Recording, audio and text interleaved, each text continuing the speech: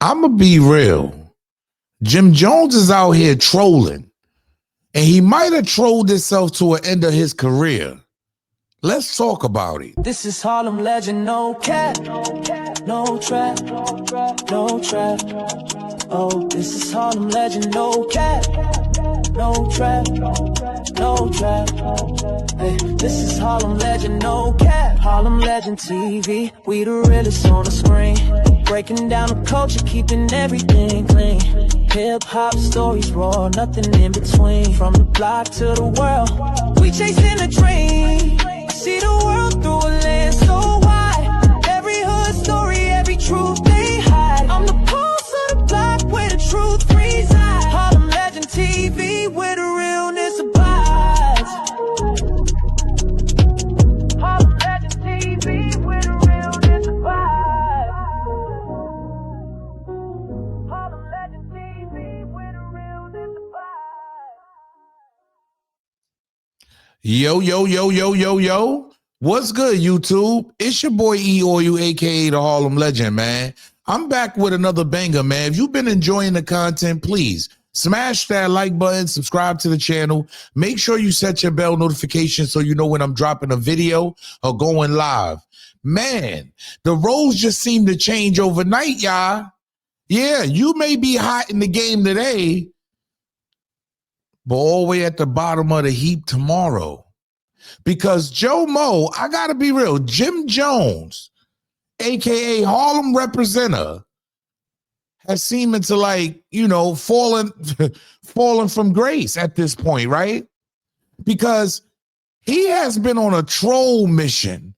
Like, I gotta be real. I don't know what it is. Some people play into the internet and they feel like, you know, some people won't catch on that you're doing a whole lot of trolling, but it's getting nasty. I remember him coming at Mason Cam. I remember him coming at Pusha T. I remember him coming at Max B, French Montana. You heard? Yeah, it's like the list goes on. Jay-Z, 50 Cent. It's like it doesn't stop. But I think he's made one of the biggest mistakes that his career can actually take. Now, going viral and saying certain things on camera will always get you seen, always get you looks. But if your music ain't matching it, you might not be on the same level you thought you was on. Because he came at Nasty Nas. Yeah, the Queen's veteran. And I gotta be real. This makes Harlem look kind of crazy, my G. Yeah, he making Harlem look crazy with all these wow. Let me play this for y'all, because the first time he went on Jada and Fat Joe show, that's what stirred up all the controversy, y'all. Pay attention. Sons can't tell you one Nas record. You heard? Like, let's keep it a buck here. Yeah, but like, let's keep it a buck. You heard? Let's keep it a buck, because you'll bring it up. There must be some type of misconception. A lot of these rappers have done a tremendous job, and I take nothing away from them, but they forget I got a hell of a catalog. Me, Jim Jones, myself, gold records, platinum records, gold albums, platinum albums. No, me, Jim Jones. No diplomats, no nobody else. Me, Jim Jones. Check my track record, then check everybody else's track record. Then go to the billboards and check all my entries, then check all them niggas' entries and shit like that. And I'm not taking nothing away from nobody, but I hear the comparisons and the niggas be trying to act funny when it comes. No, I've been spanking a lot of this shit. I'm talking about the industry. I've been putting on. So let's not get into that where we get into numbers and I got to show you the statistics of what I've done. You heard to what other people was done. You heard them. You want to go to the billboard entries, pull up Nas billboard entries, then pull up my billboard entries. Listen, I gotta keep it real. This might have just destroyed Jim Jones on some real, like this might have just destroyed him even coming up with these type of sentiments. Like, you dig what I'm saying? Because when you break the numbers down, they don't even match. You heard? They don't even match. Nas is 51, Jim Jones is 48. Okay? 9.2 million monthly Spotify listeners Nas has. Jim Jones has a pair of phone posits, a pound of bud, and let's just say a Tesla. Okay, that's how many monthly Spotify listeners he has. Nas' net worth is over $80 million. Jim Jones is a measly 400K, the same amount as my crib. Like, see, this is certain things you have to break down, because when you start saying strategically, you might have played yourself, Jomo. I gotta be real. Like, when you want to look at statistics and things like that, you gotta stay away from that because it makes you look bad. Not only that, y'all, he goes to Shannon Sharpe show, and when I say he turns up over there with Shannon Sharpe and things get nasty, it's ugly. Pay attention, y'all, because this Nas situation has been blown out of proportion because we all know Joe Mo is not on the level. Pay attention. Nas was nice when I was in high school. When I was in 10th grade, Nas came out.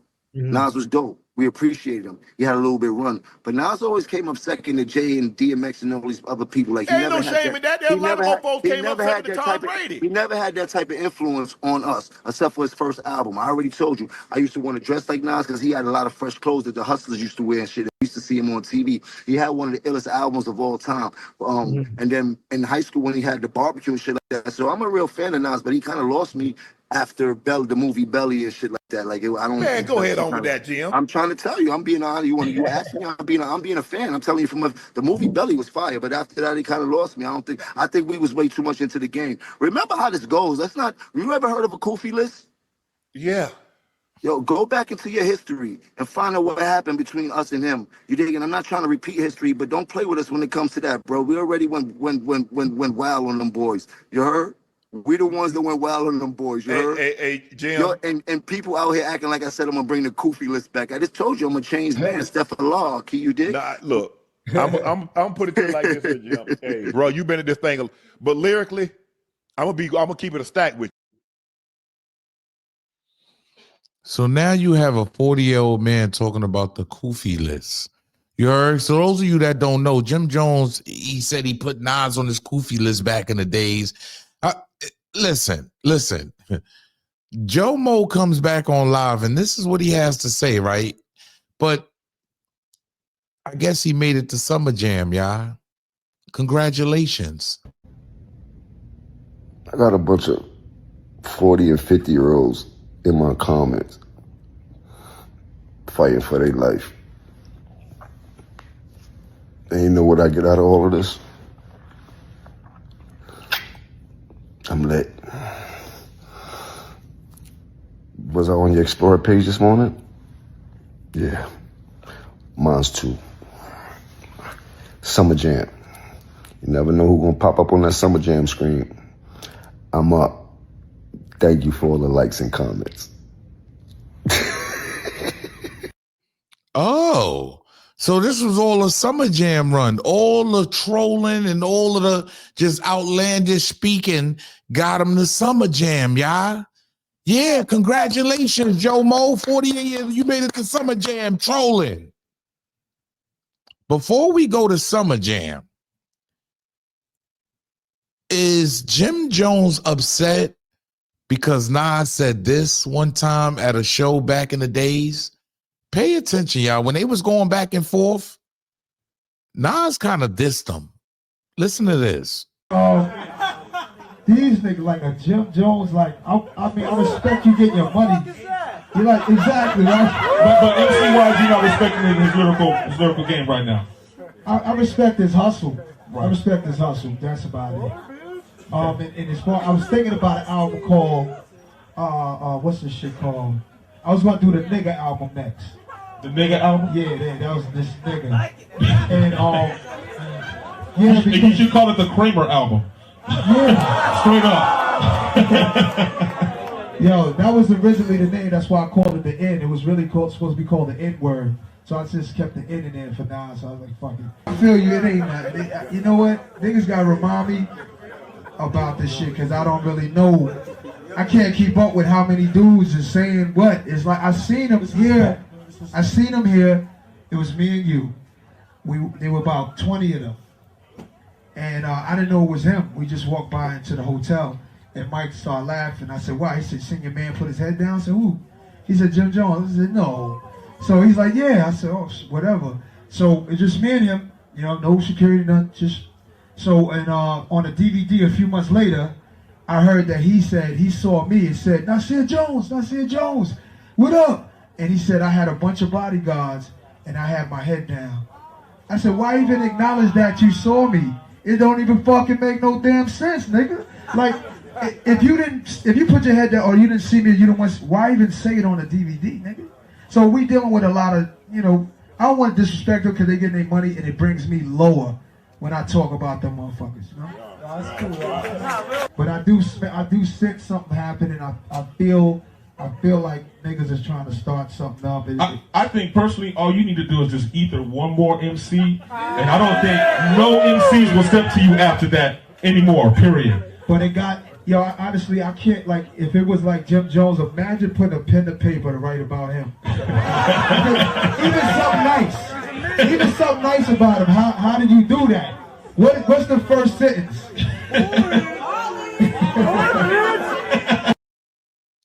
I ain't gonna lie. Nas simply disrespected him. Cause that's how they actually look at you. The upper echelons, they look at you as an ant. Yeah, they look at you as nobody in this game. And now that you made Summerjam, what is he gonna do with Summerjam, y'all? Is he gonna go there and turn up? The crowd is gonna be going crazy? No. Cause pay attention to what happened at Summerjam, y'all. This might have took Jim Jones off the map. Pay attention.